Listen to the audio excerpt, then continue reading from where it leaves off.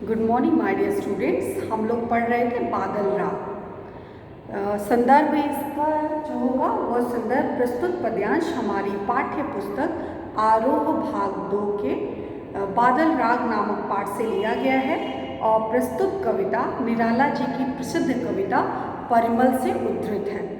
इसके साथ ही इसके जो कवि हैं छायावाद के प्रतिष्ठित कवि सूर्यकांत त्रिपाठी, जिनको निराला उपनाम से जो है वो सुशोभित है।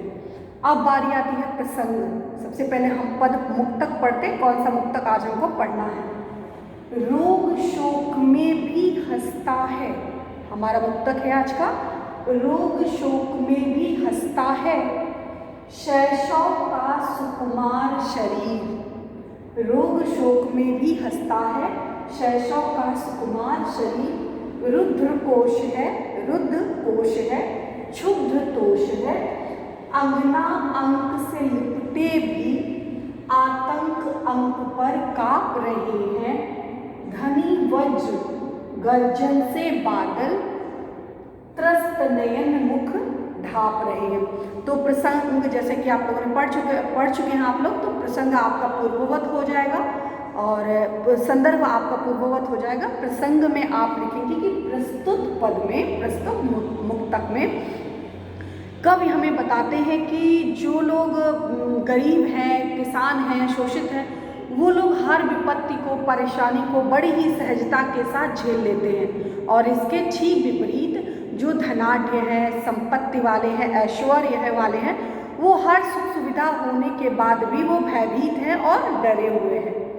तो इस पद में इस विषय को बताया गया। तो आइए अब हम इसकी व्याख्या पढ़ते हैं। तो सबसे पहले हमको कुछ जो महत्वपूर्ण शब्द है उनके शब्दार्थ को जानना हमारे लिए ज़रूरी है। रोग, रोग मतलब बीमारी। शोक का मतलब क्या होता है? शोक मतलब दुख, चाहे कोई भी, चाहे आर्थिक, मानसिक, शारीरिक कोई भी दुख शोक हो तो शोक हो गया। हंसता मतलब हंसना। शैशव माने छोटा सा बच्चा, शैशव माने शैशवावस्था, छोटा सा बच्चा।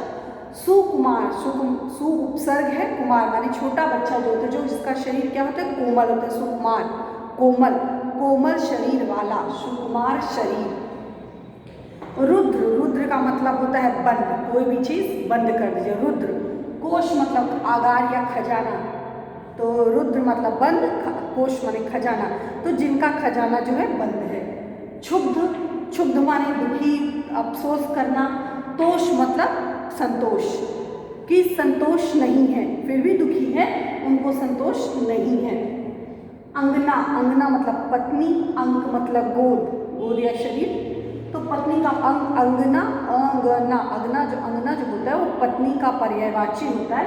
तो अंगना मतलब पत्नी, अंक माने हो गया आपका गोद। लिपटे माने लिपटे हुए, चिपके हुए। धनी माने जो धनी व्यक्ति है। वज्र गर्जन, वज्र की गर्जना, वज्र रूपी गर्जना, ये आपका रूपक अलंकार हो जाएगा। वज्र गर्जना से बादल त्रस्त नयन मुख ढाप रहे हैं। त्रस्त मतलब दुखी, नयन मतलब नेत्र, मुख माने चेहरा, ढाप माने ढकना। क्या हो गया? त्रस्त माने दुखी, नयन माने नेत्र, मुख माने चेहरा, ढापना माने ढकना, ढाप रहे हैं।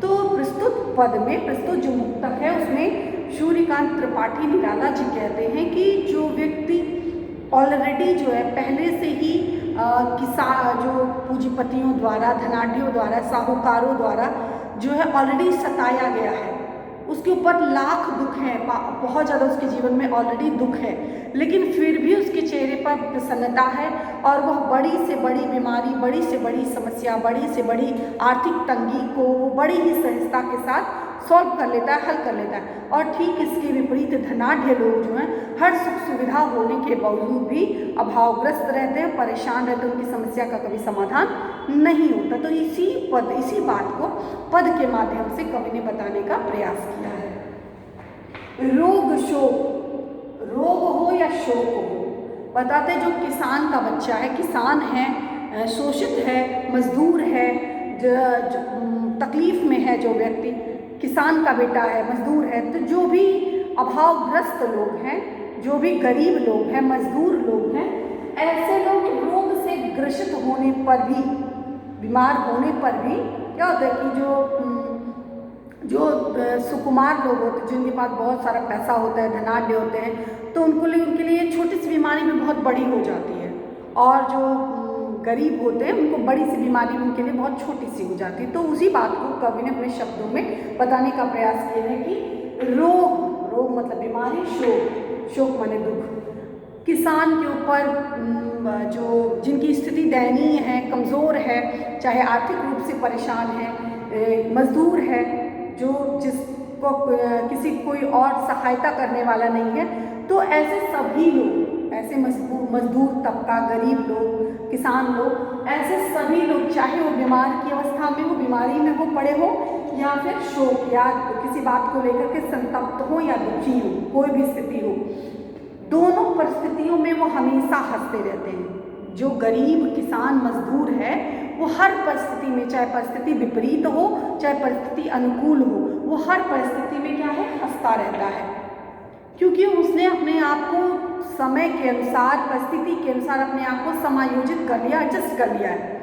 लेकिन जो लोग ऐसा नहीं करते वो हमेशा परेशान रहते। तो जो किसान है, मजदूर है, वह रोग में भी, चाहे बीमारी हो, चाहे दुख हो, दुख से संतप्त हो, हर परिस्थिति में वो क्या है, हंसता रहता है। शैशव मतलब कौन हंसता रहता है? शैशव माने शैशवावस्था, छोटी कम उम्र की आयु का जो बच्चा होता है, सुकुमार बहुत ही कोमल होता है, सुकुमार शरीर।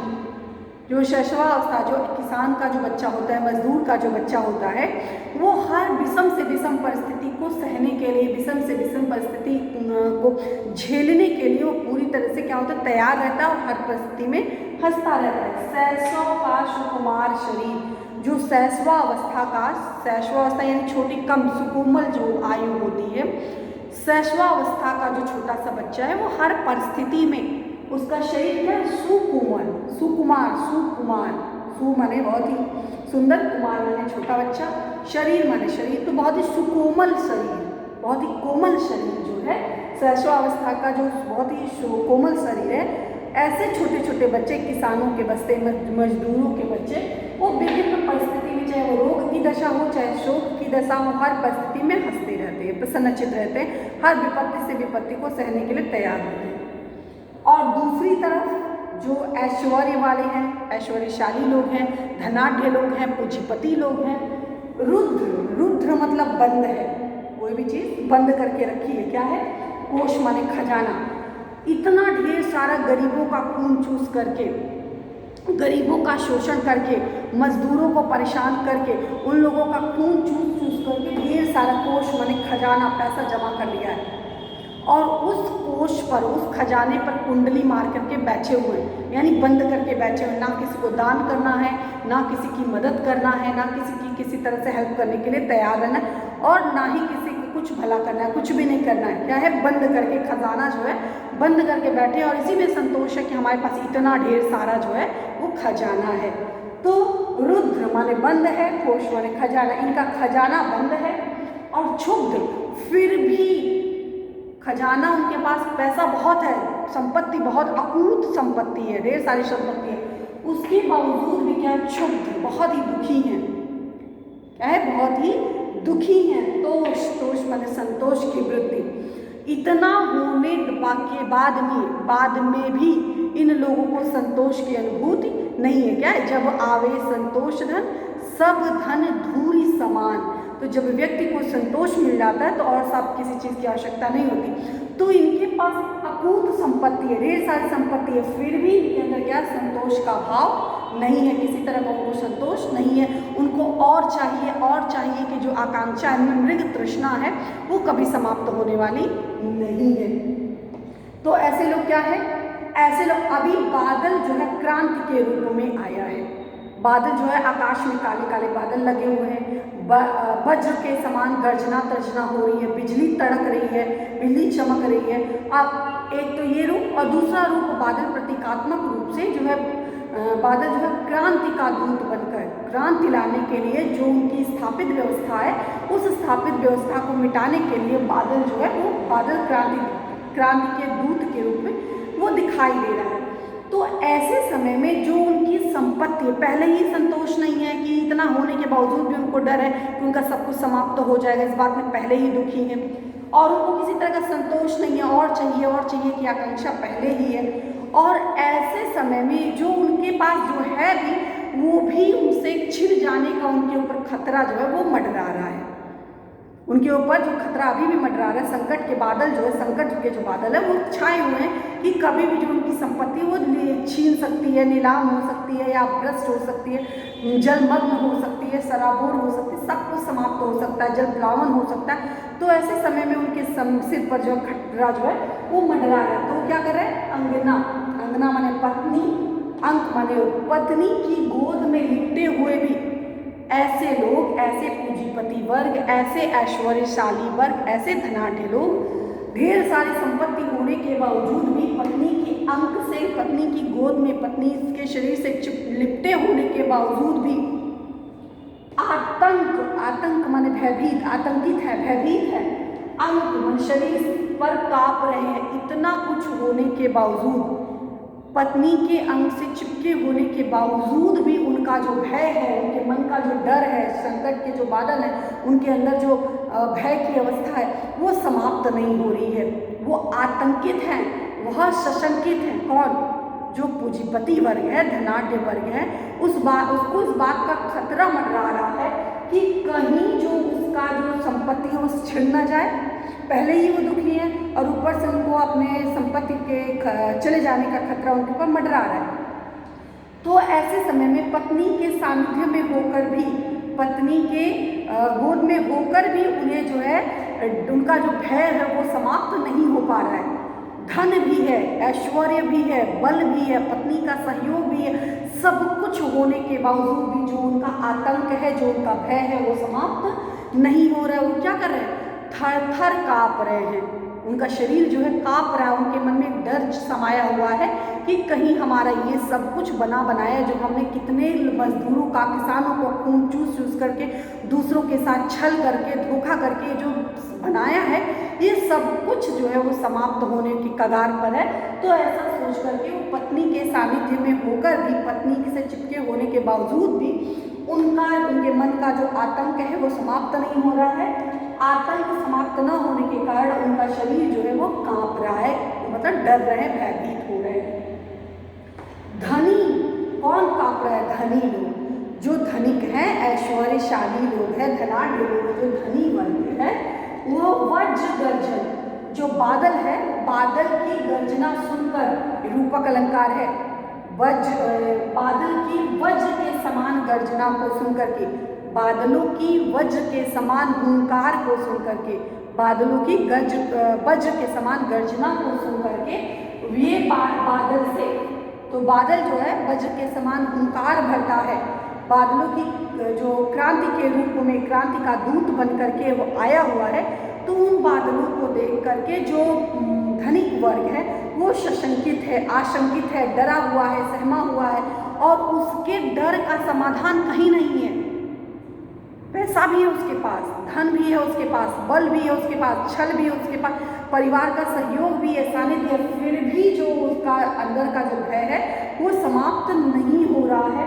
और वह वज्र की हुंकार सुनकर, वज्र रूपी जो गर्जना हो रही है, बादलों की जो गर्जना हो रही है, गर्जना तर्जना को सुन करके वह जो है वो कांप रहा है, भयभीत हो रहा है और त्रस्त है पूरी तरह से। जो इस जो क्रांति हो रही है, इस क्रांति को लेकर के जो बादल जो छाए हुए हैं, बादल जो क्रांति के रूप में आए हुए, इन क्रांति को देख करके, इस क्रांति को देख करके पूरी तरह से त्रस्त है, परेशान है, दुखी है, व्याकुल है। कि किस बात का व्याकुल है? कि जो स्थापित व्यवस्था है, जो उसके पास धन है, कहीं उनसे छीन ना जाए, कहीं उनकी प्रॉपर्टी सब कुछ उनसे छीन ना जाए, उनसे अलग ना होना, उसे उस प्रॉपर्टी से, संपत्ति से अलग ना होना पड़े। इस बात का उनको डर है कि जब क्रांति होगी तो निश्चित रूप से हमारा सब कुछ छिन जाएगा, सभी को, जो गरीब है, मजदूर है, उसमें समान रूप से बंट जाएगा और हमारी स्थापित व्यवस्था समाप्त हो जाएगी। हमारे प्रति हमने जो अपना डर लोगों के मन में बिठाया है, वो लोगों के मन में वो डर जो है वो समाप्त हो जाएगा। तो ये ऐसी बात से वो क्या है? त्रस्त है। बादलों की गर्जना सुन करके, बादलों की वज्र के समान हुंकार गर्जना को सुन करके वो त्रस्त है, दुखी होकर के नयन और मुख को ढांप रहे हैं, यानी ढक रहे हैं, कि बहुत ही वो दुखी हैं, बहुत ही त्रस्त हैं, परेशान हैं इस वज्र की गर्जना को सुन करके। वज्र की गर्जना किसकी है? बादल की। बादल किसका प्रतीक है? क्रांति का प्रतीक है। बादल जो है क्रांति के रूप में आया है। बादल केवल आकाश के बादल की बात नहीं कर रहे। निराला जी कहते हैं कि यह बादल एक प्रतीकात्मक रूप है, बादल एक लाक्षणिक रूप है। बादल के माध्यम से कवि हमें बताते कि बादल तो एक माध्यम है, बादल के द्वारा बताए कि समाज में क्या है? क्रांति हो रही है, जो यह स्थापित व्यवस्था अब समाप्त होने वाली है। तो इस बात से आशंकित भयभीत लोग, आज उनके पास पैसा भी है, आज उनके पास धन भी है, ऐश्वर्य भी है, बल भी है, फिर भी उन्हें डर लग रहा है कि कहीं उनका सब कुछ उनसे छिन न जाए। और उसके ठीक विपरीत जो किसान है, मजदूर है, अभावग्रस्त है, उसके पास ना पैसा है, ना धन है, ना बल है, ना कोई आपसी कोई सहयोग है, फिर भी वह प्रसन्नचित है और क्या है? रोग शोक में, हर विपत्ति में भी वह हंसता रहता है, मुस्कुराता रहता है और प्रसन्न रहता है। तो यह इस प्रकार इस मुक्तक की जो थी वह व्याख्या थी। अब आप इसमें जो है भाव सौंदर्य लिख लेंगे कि प्रस्तुत कविता के माध्यम से कवि ने गरीब शोषित व्यक्ति की मनोदशा का वर्णन किया है कि परिस्थितिवश उन्हें विपत्ति सहने की जो शक्ति ईश्वर द्वारा प्रदान की जाती है, और विपत्तियां सहते सहते, दिक्कतें सहते सहते उनका शरीर जो है मजबूत और ज़्यादा बलशाली हो जाता है। तो कोई भी विपत्ति उनके ऊपर बहुत ज़्यादा परेशान नहीं कर पाती, या बहुत उनको मुसीबतों से झेलने की जो शक्ति होती है वो उनको मिल जाती है। और दूसरी तरफ जो है जो धनाढ्य लोग हैं, वो विलासिता पूर्ण जीवन जीते जीते उसके इतने आदी हो जाते हैं कि उनको उनके बिना जो है जिनका जीवन को सर्वाइव कर पाना बड़ा ही मुश्किल हो जाता है। तो यह इसका भाव सौंदर्य हो जाएगा। तो इसके रूप में आप लिखेंगे कि कवि इन पंक्तियों में निम्न वर्ग की विपत्तियों में भी हंसने और ऊंचे वर्ग में सभी ऐश्वर्य और वैभव होने पर भी भयभीत, पीड़ित, दुखी होने का दृश्य स्पष्ट करने का प्रयास किया है। तो इसमें आप कई पॉइंट मिल जाएगा। तो कि मतलब विपत्ति में भी जो किसान का बच्चा है वह हंसता रहता है, वह आशान्वित रहता है, और इसके ठीक विपरीत जो है जो धनाढ्य में संतोष का अभाव। तो छोटे छोटे कई पॉइंट आप भाव सौंदर्य के रूप में बना सकते हैं। नेक्स्ट कला पक्ष में आप लिखेंगे कि संस्कृतनिष्ठ, देखिए रुद्र, कोश, क्षुब्ध, अंगना, अंक, वज्र, गर्जना, कई सारे जो है संस्कृतनिष्ठ शब्दों का इसमें प्रयोग किया गया है। तो यह हमने बताया आपको वज्र गर्जना, यह आपका रूपक अलंकार हो जाएगा, इसका लयन मुख हो जाएगा। और मुक्तक छंद शैली है, हर पद अलग अलग है तो इसलिए मुक्तक छंद है। भयानक रस का उचित प्रयोग किया गया है कि किस प्रकार धनाढ्य होकर के भी, सब कुछ होकर के, पत्नी का सहयोग होकर के, पत्नी के अंक से चिपके होने के बावजूद भी इनका जो जीवन का जो डर है वो समाप्त जो है नहीं हो पा रहा है। तो इसमें भाषा बड़े ही सहज शब्दों में बहुत ही गूढ़ रहस्य, गूढ़ तथ्य जो है कवि ने बताने का प्रयास किया है। इसके नेक्स्ट की जो व्याख्या हम लोग नेक्स्ट क्लास में अध्ययन करेंगे। धन्यवाद।